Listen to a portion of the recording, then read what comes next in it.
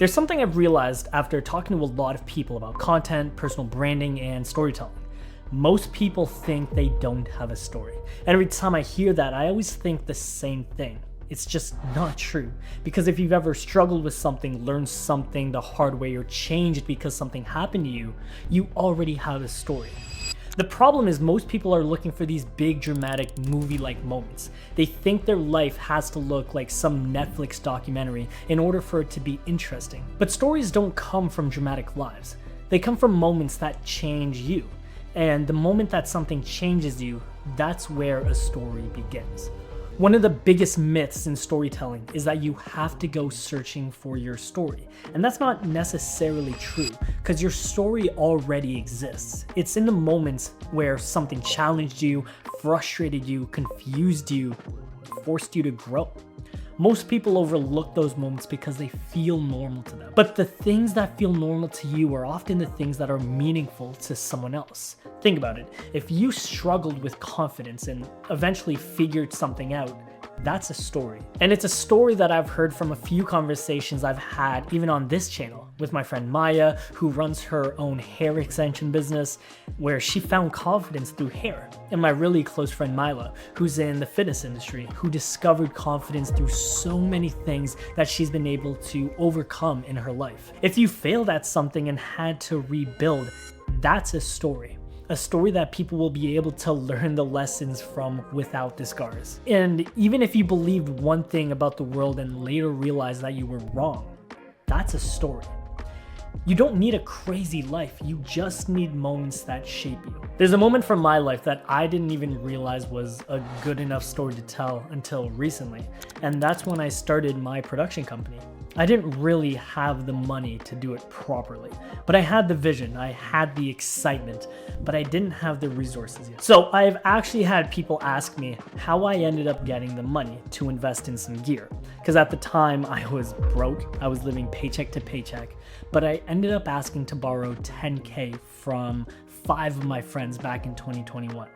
And I could tell you that I was uncomfortable borrowing money from people that I care about, that there's some sort of pressure that came with it, but I'd be lying because honestly, at that point of my life, I had nothing to lose. I also had great friends who I can count on, trust, and who believed in me, even though I had zero proof of concept, no real business plan, no real anything.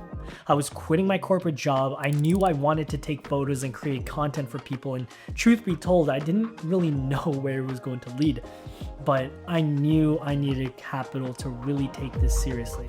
Anyways, 2 of my friends ended up giving me $5K each, and looking back, that moment became one of the defining parts of my story. Not because borrowing money is dramatic, but because it represented a turning point.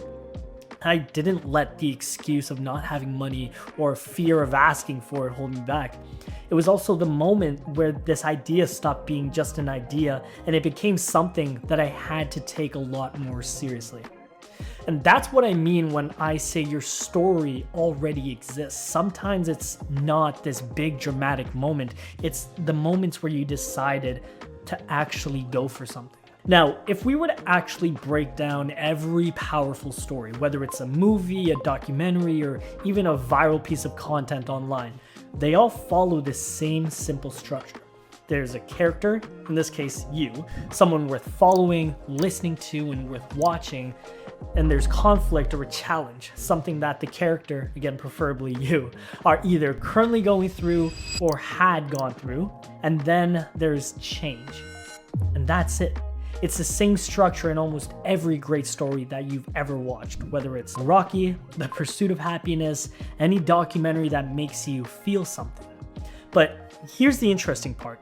That exact structure exists in your life too, because every time you face something difficult and grow from it, that's character, conflict, and change playing out in real time. And a byproduct of a great story is a lesson. Evan Carmichael has etched this saying into my brain. Every story has a lesson, and there's a lesson in every story. I usually talk about my running journey, and for those who know me, I've always been more into lifting. And I've never ran more than 5K since 2024, but a year later, I was able to complete my first ever marathon. Now, some would think the challenge would be physical, the early mornings, the nutrition, the change in routine when it comes to workouts, but in all honesty, it wasn't that big of a challenge by any means. And I'm not saying it wasn't hard, but Evan even told me once that running this marathon, documenting it, is actually a boring story. Only because there was truly no doubt that I could have done it. I've always been fit, and mentally I can lock in for 4 hours and a bit to run 42.2k, because that's exactly what I did. I think the challenge was finding out through the journey of training what was important to me, or rather, who was important to me. The challenge was honestly recognizing that I'm not alone, which I felt in 2025 if I'm being real, which translated a lot in my personal life and business. And that change in my perspective actually came through my community. Completing that marathon, it was never about running, but it was about being able to do hard things with people, being able to lean onto my friends and share a similar goal together and grow with each other to continue building a strong relationship with them and recognizing that if I need anything, I can count on them. That's what the journey of the marathon taught me and has made a positive change in my life. Now, there's a saying I love that gets tossed around a lot. It's nothing changes if nothing changes. And honestly, if nothing changes, it's not a story.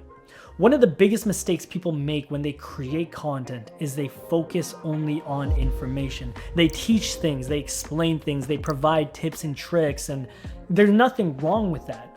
But information alone rarely moves people, because what people actually connect with is transformation. Stories aren't about information, they're about change. They're about someone being one person at the beginning and becoming someone completely different at the end. And if nothing changes, it's not really a story, it's just a lesson without anything tied to it emotionally. But when people see the transformation behind the lesson, that's when they lean in. And here's the thing, the problem isn't your story. A lot of people believe they don't have a story, or even rather, they don't believe that it matters. Most of the time, the problem isn't that their stories don't exist, it's just that they choose to ignore it. They overlook the moments that shaped them, the conversations that changed how they think, the mistakes that forced them to grow, and even the experience that shifted their perspective. Those moments feel small when they happen, but over time they become the moments that define who you are.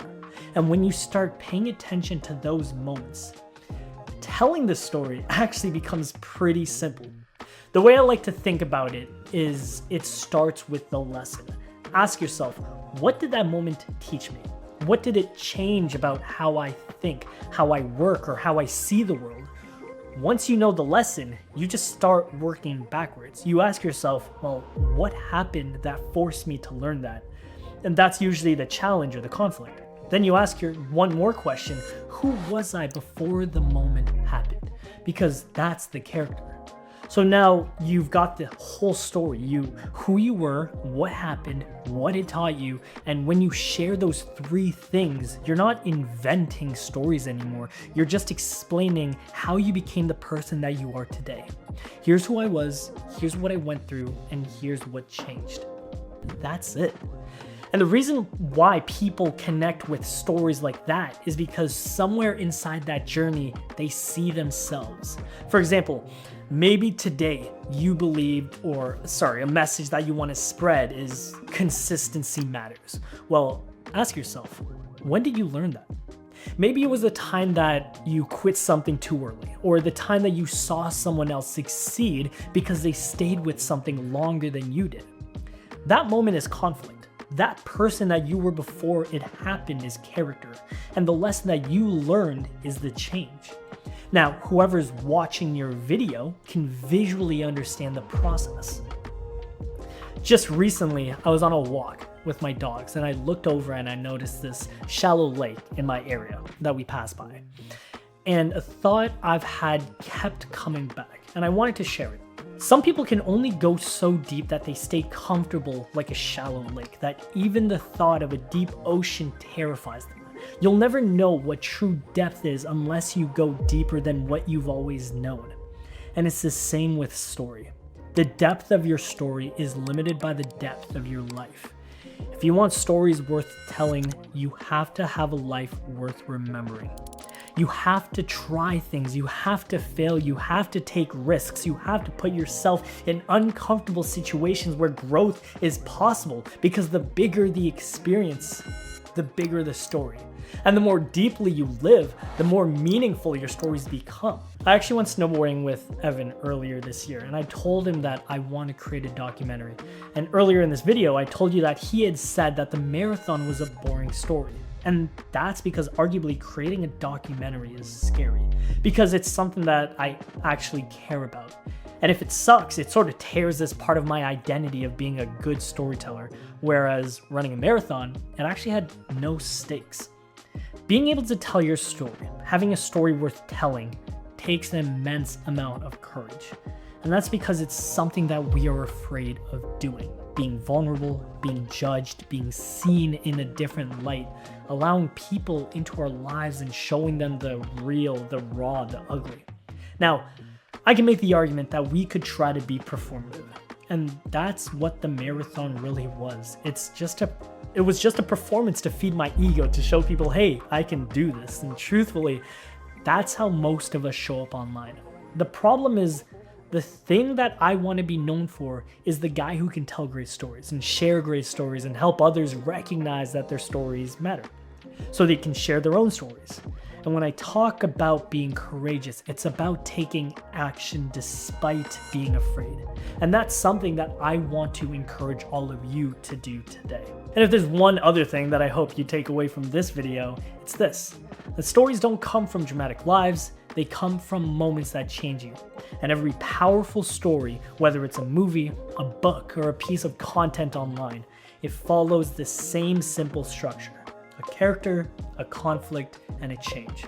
So if you've ever struggled with something, learned something, or grown because of something that happened to you, you already have stories worth telling.